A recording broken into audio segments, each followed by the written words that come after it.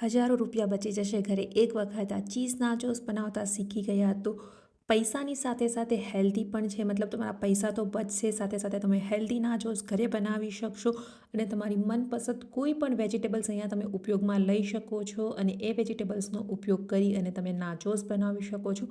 તો મેં અહીંયા સૌથી પહેલાં અનિયન લઈ લીધા છે. અનિયનને આપણે આ રીતે ઝીણા એકદમ કટ કરી લેવાના છે. તો આ રીતે તમે ઝીણા ચોપ કરશો તો એકદમ સરસ તમારા નાચોસ બનશે.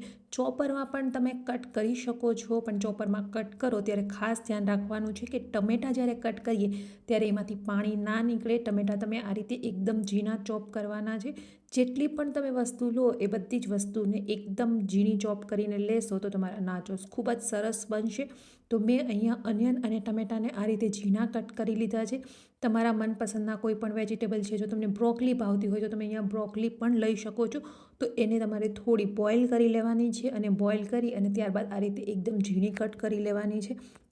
કેપ્સિકમ લઈ લેશું તો મેં અહીંયા 2 કલરના કેપ્સિકમ લીધા છે, યલો અને રેડ કલરના. જો તમારે ગ્રીન કલરના કેપ્સિકમ લેવા હોય તો એ પણ લઈ શકો છો, અધરવાઇઝ કોઈ એક કલરના કેપ્સિકમ પણ લઈ શકો છો. કેપ્સિકમથી ખૂબ જ સરસ ટેસ્ટ આવશે. તો અહીંયા બધી જ વસ્તુઓ આપણી કટ થઈ અને તૈયાર થઈ ગઈ છે. તો આ રીતની કોઈ એક પ્લેટ લઈ લેશું અને એમાં સૌથી પહેલાં આપણે નાચોસને આ રીતે ગોઠવી દેવાના છે.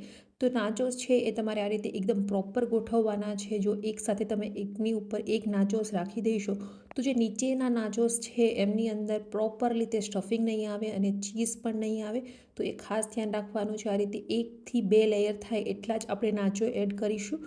ત્યારબાદ જે અનિયન કટ કર્યા છે એ અનિયન એડ કરી દઈએ. એક અનિયનનું લેયર થઈ જાય એટલે ટમેટાનું લેયર એક કરી દેવાનું છે આ રીતે. તો મેં અહીંયા છે વેજીટેબલ્સ ઓછા લીધા છે. તમારે વધારે વેજીટેબલ્સ લેવા હોય તો તમે વધારે વેજીટેબલ્સ પણ લઈ શકો છો. જો તમારે એકદમ પ્રોટીન રીચ બનાવવા છે નાચોસ તો પનીર પણ એડ કરી શકો છો. રાજમા છે, બોઇલ્ડ રાજમા પણ લઈ શકો છો.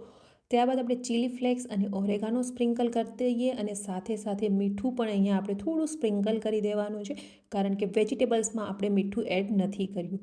હવે ચીઝ લઈ લઈએ તો મેં અહીંયા મોઝરેલા ચીઝ લીધેલું છે. જો તમારી પાસે પ્રોસેસ ચીઝ હોય તો તમે પ્રોસેસ ચીઝ પણ લઈ શકો છો. બંનેનો ટેસ્ટ છે એ ખૂબ જ સરસ આવશે. એક વખત ચીઝ આ રીતે સ્પ્રિંકલ થઈ જાય એટલે લાસ્ટમાં આપણે કોર્ન એડ કરવાના છે. તો મેં અહીંયા કોર્નને બોઇલ કરી લીધા છે. બોઇલ કરીને જ કોર્ન એડ કરવાના છે. અને ત્યારબાદ આપણે જેટલા પણ વેજીટેબલ્સ લીધા છે એ બધા જ વેજીટેબલ્સનું ફરીથી એક વખત લેયર કરી દઈએ.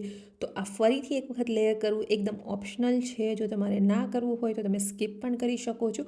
અને લાસ્ટમાં આપણે ઓલિવ પણ અહીંયા એડ કરી દઈએ. ઓલિવ પણ એકદમ ઓપ્શનલ છે, પરંતુ ઓલિવથી છે એ સરસ ટેસ્ટ આવશે. અને ત્યારબાદ ફરીથી ઓરેગાનો અને ચીલી ફ્લેક્સ સ્પ્રિંકલ કરી દઈએ. બાળકો માટે બનાવતા હોય તો અહીંયા તમારે ચીલી ફ્લેક્સ છે એ ઓછો રાખવાનો છે. થોડું મેં ઉપર ફરીથી ચીઝ લઈ લીધેલું છે. ચીઝથી ખૂબ જ સરસ ટેસ્ટ આવે છે. અને ત્યારબાદ 150 ડિગ્રી પર આપણે એને બેક કરી લઈએ લગભગ 5 થી 7 મિનિટ માટે. જો તમારી પાસે ઓવન નથી તો તમે માઇક્રોવેવમાં અથવા તો એર ફ્રાયરમાં પણ આ નાચોસ બનાવી શકો છો.